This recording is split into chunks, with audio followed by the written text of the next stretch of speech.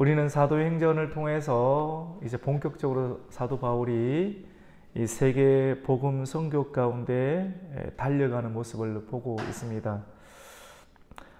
하나님께서 사도 바울에게 새로운 큰 계획을 주셔서 유럽 땅으로 복음을 전거할 수 있도록 성령을 보내시고 또 똑같은 영이신 예수의 영을 이렇게 그에게 허락하여 주셨죠.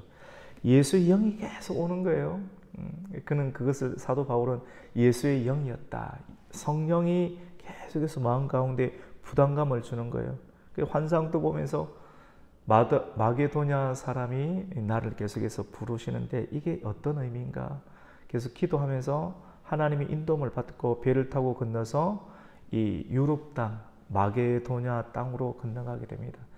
이 마게도냐라고 하는 게 큰 이 도거든요. 그 도의 첫 번째 도시였던 빌립보, 두 번째 도시였던 데살로니가, 두 번째 가는 것처럼 보이지만 또 이 마게도냐 땅에서 수도처럼 이렇게 쓰임받던 도시가 바로 이 데살로니가라고 하는 도시입니다.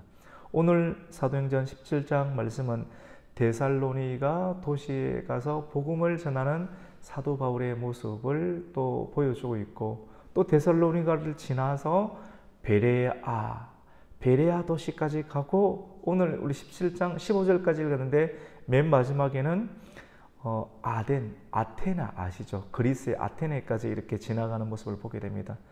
우리가 17장을 넘어가면서 빌립보를 지나죠, 데살로니가를 지나죠, 베레아를 지나죠, 아테네까지 이렇게 4개의 도시를 거쳐가는 바울의 모습을 보는데 여행을 많이 했네 라고 또 생각하겠지만, 여러분 왜 이렇게까지 갔을까요? 아마 평안하였으면 아무런 문제가 없었으면 아마 한 곳에 계속 정착했을 거예요.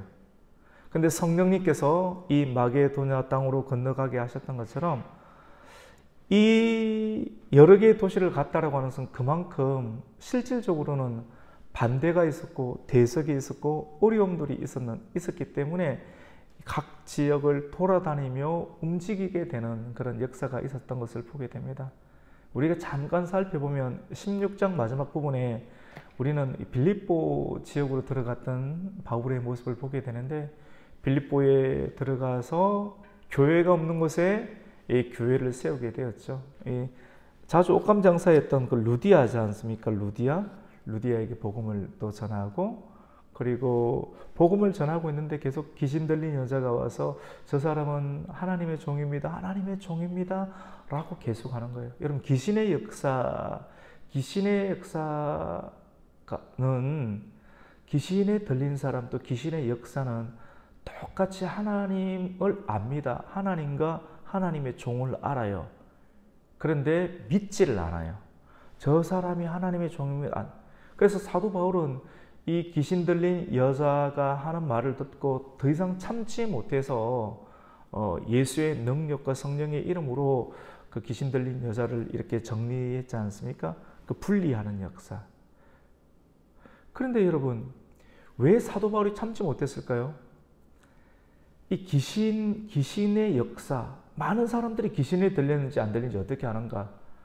꼭 그런 건 아니지만 여러분, 이 사도 바울이 귀신 들린 여자에게 예수 이름으로 귀신 들린 여자를 이렇게 정리하고 분리를 시켜주었는데, 그것이 참지 못했어요. 계속 저 사람은 하나님의 사람이다, 저 사람은 지극히 높은 하나님의 종이다, 뭐 이런 식으로 이야기를 해서 얼핏 들으면 참 분별력이 있는 여성처럼 보이는데 그게 아닌 거예요.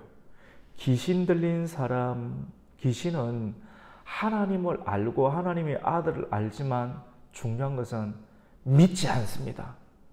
믿지 않는 사람들이 하나님의 성경을 가지고 하나님의 이야기를 계속 떠들어 있으면, 성령에 있는 사람은 그 이야기를 듣는 것이 너무 힘든 거예요. 믿음이 있느냐 없느냐, 귀신도 알아요. 저것이 교회라는 것을 알고 있고 하나님이라는 걸 알고 있고 또 하나님의 성령의 역사는 알고 있지만 믿지 않는다라고 하는 것입니다. 오늘날 이 시대 가운데 믿지 않는 사람들이 얼마나 많습니까?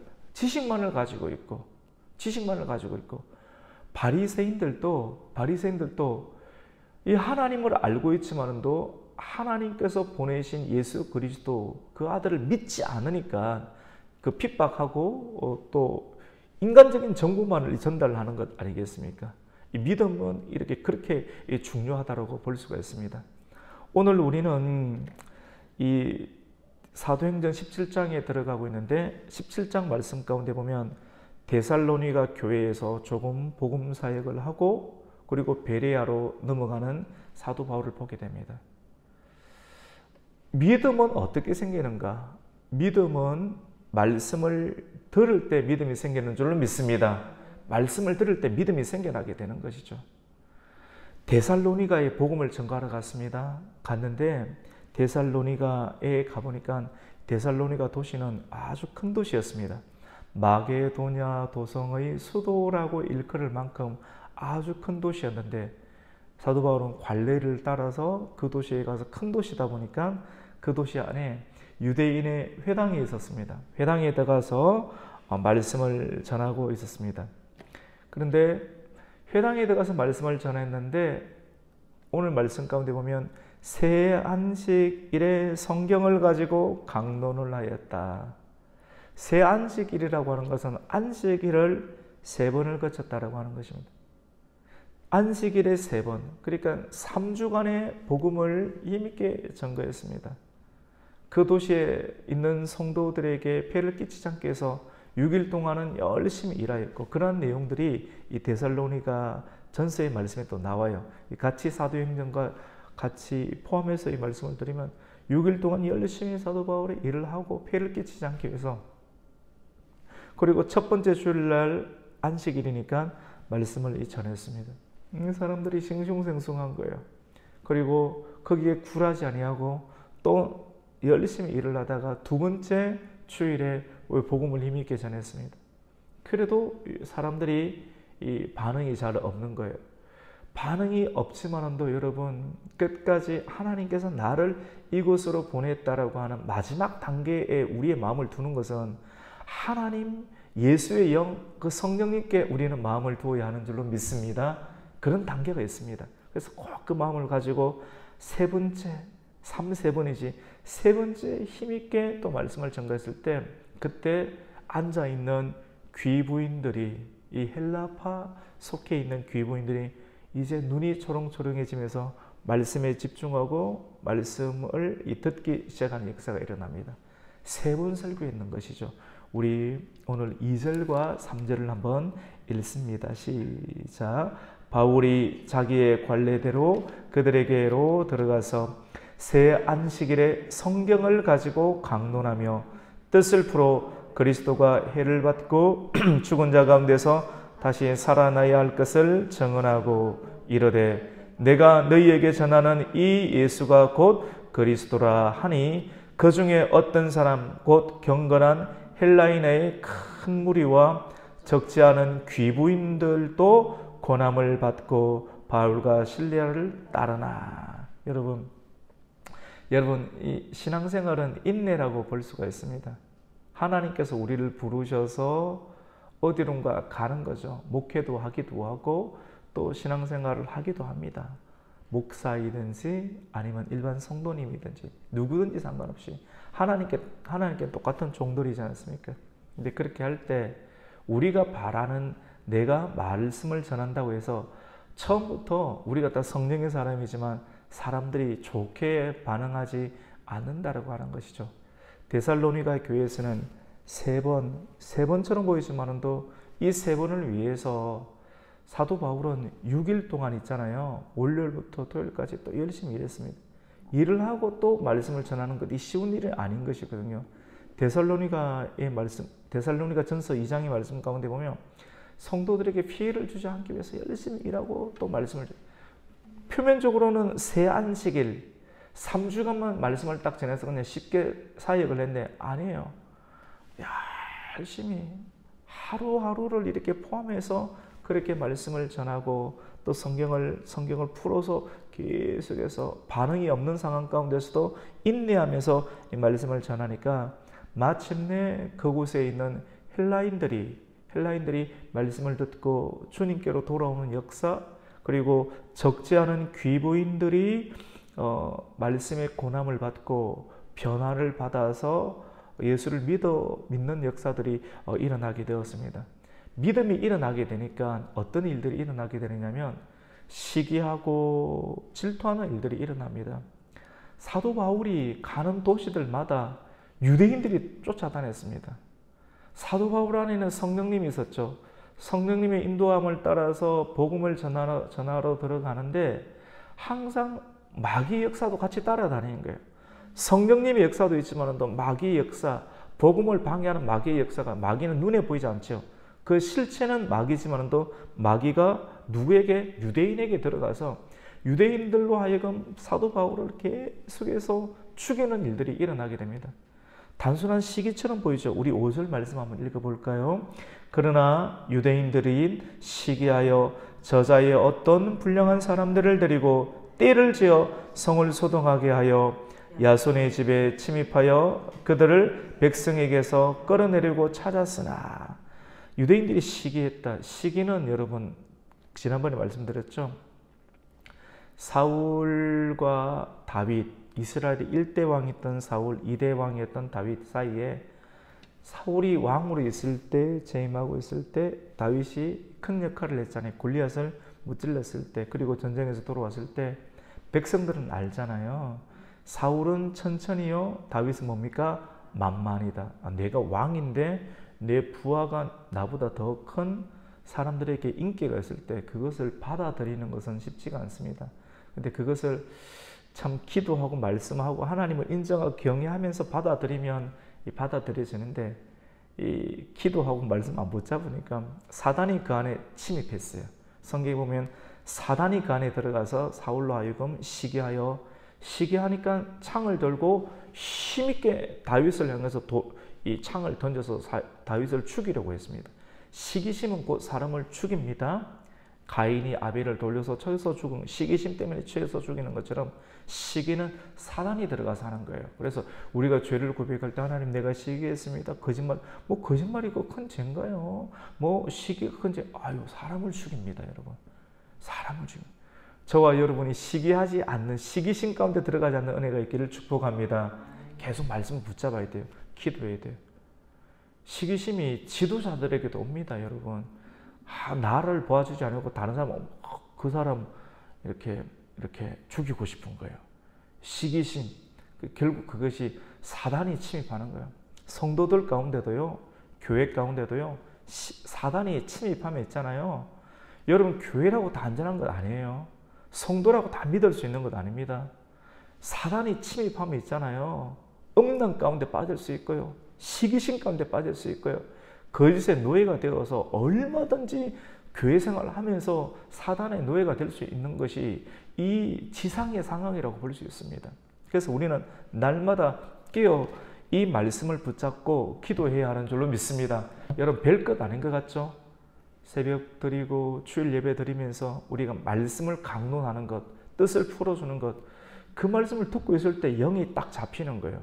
성령님의 인도함 가운데 있고 마음의 평안함이 있고 다시 질서를, 이 예배가 그렇게 중요하다고 할 수 있습니다. 그래서 사도 바울은 참 고생 많았습니다. 또 유대인들이 시기에서 거짓 선동을 해서 이 사도 바울을 또 감옥에 집어넣으려고 하는 그런 일들이 있지 않습니까? 야손이라는 사람의 집에서 복음을 전한 거였거든요. 그러니까 유대인들이 시기에서 저자의 어떤 불량한 사람들을 데리고 떼를 지어서 이렇게 사도 바울을 잡기 위해서 성을 소동시킨다. 성을 소동케 한다라고 해서 야손의 집에 갔지만 또 이것을 알고 야손에 있는 사람들이 사도 바울을 다른 곳으로 이렇게 도망을 가게 하는 것이죠.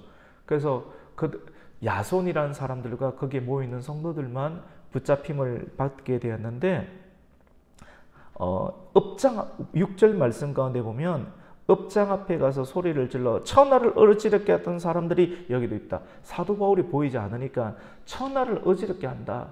복음을 전하는 것이 천하를 어지럽게 한다. 이렇게 말을 하면서 하는 거예요. 그래서 야손이 그들을 맞이하여 들었다. 야손이 사도 바울과 실라를 그의 집에 맞아들여서 교회를 했고 찬송을 부르고 기도하고 이런 일들이 일어났다. 이것은 바로 가이사의 명을 어기는 것이다. 예수를 믿는 것이 가이사의 왕이 있는데, 임금이 있는데, 임금 말고 또 다른 임금인 예수를 이렇게 받아들인다. 이것은 반역죄다. 이런 식으로 죄명을 붙여서 감옥에 집어넣고 죽이려고 이렇게 했던 것입니다. 하지만 바울은 또 하나님의 은혜로 또 그 지역 사람들의 도움으로 그것을 빠져나가게 되고, 애꿎은 성도들을 복음을 받아들였던 이 야손과 그의 사람들이 들어가게 되는데 보석금을 주고 풀려났다라고 기록을 하고 있습니다. 그래서 10절에 보면 밤에 형제들이 바울과 실라를 어디로 보내는가 하면 베레아로 보내게 됩니다. 베레. 그리고 그곳에 가서도 유대인의 회당에 들어가서 말씀을 전하는데 이 말씀 안에 참 고상한 말씀이 있습니다. 성경에 보면 베레아 교회의 성도들은 데살로니가 교회 성도들보다 더 신사적이고 또 품격이 있고 또 젠틀해서 그 말씀을 잘 너그러이 받았다. 그 내용이 바로 11절 말씀입니다. 우리 같이 한번 11절을 읽습니다. 시작. 베레아에 있는 사람들은 데살로니가에 있는 사람들보다 더 너그러워서 간절한 마음으로 말씀을 받고 이것이 그러한가 하여 날마다 성경을 상고함으로 그 중에 믿는 사람이 많아지고 헬라의 기부인과 남자가 적지 아니하나. 또 13절에 보면 유대인들이 베레아까지도 또 찾아와서 소동을 일으켜서 바울을 또 죽이려고 하는, 또 그걸 알고 또 이제 다른 지역으로 넘어가게 됩니다. 이렇게 계속 빌립보 감옥에서도 이런 일이 있었고 데살로니가 그리고 베레아에서도 있는 것을 보게 됩니다. 여러분, 저와 여러분이 품격 있는 성도가 되기를 축복합니다. 품격은 말씀을 잘 듣는 거예요. 경청을 통해서 마귀 사단은 우리가 말씀에 집중하지 못하게 말씀을 들을 때 이상한 생각이 막 지나가게 하는 거예요. 그러면 말씀을 그 시간 못 듣는, 항상 반복적인 습관으로 마귀가 찾아와서 말씀을 듣지 못하게끔. 그리고 하지만 이 베레아에 있는 성도들은 말씀을 데살로니가 있는 교회 성도들보다 아주 잘 들었죠. 그래서 신사적이었다. 그리고 더 너그러웠다. 간절한 말씀으로 성경 말씀을 잘 받았다. 그래서 이것이 그러한가요? 날마다 성경을 상고했다. 여러분, 말씀을 잘 듣고 또 품격 있게 말씀을 받고 묵상하고 경청할 수 있는 은혜가 있기를 축복합니다. 이것이 은혜입니다. 은혜. 오늘 말씀은 이 품격 있는 성도입니다. 이렇게 될 때 하나님께서 큰 은혜를 주시죠. 마지막 시대, 흔들리는 시대, 마음이 복잡하고 불안한 시대에서 유일하게 마음을 지킬 수 있는 유일한 길은 마음의 품격을 갖는 거예요. 마음을 얼마나 성경에 집중할 수 있는가, 말씀을 잘 들을 수 있는가, 그리고 끝까지 말씀을 연구하는가. 여러분, 말씀을 잘 데살로니가 그리고 이 베레아 교회 성도들처럼 말씀을 상고하는 삶, 그리고 묵상하는 삶, 말씀을 경청하는 삶을 통해서 믿음이 더욱더 견고해지는 성도가 되기를 예수님의 이름으로 축복합니다. 아멘. 하나님 아버지 감사를 드립니다. 오늘 우리는 또 집중적으로 빌립보, 데살로니가, 베레아 지역까지 복음을 전하는 사도 바울의 모습을 보았습니다. 복음을 전할 때 잘 받아들이는 사람들도 있고 받지 못하는 사람도 있습니다. 오늘 이 말씀을 통해서 하나님의 복음에는 문제가 없으나 말씀을 듣는 우리의 마음의 태도에는 각종 다양한 마음의 밭이 있는 것을 보게 됩니다. 베레아 교회의 성도의 마음의 밭처럼 말씀을 경청할 수 있는 하나님의 태도가 하나님 성도들의 삶 가운데 더욱더 깊어지게 하여 주시옵소서. 그래서 믿음이 더욱더 단단해지게 해주시고 말씀을 경청하고 말씀을 묵상하고 말씀을 연구하는 일들 가운데 우리가 잘 생활함으로 시대를 분별하고 시대를 이기는 하나님의 견고한 성도가 되기를 예수님 함께하여 주시옵소서. 예수님의 이름으로 기도드립니다. 아멘. 하늘의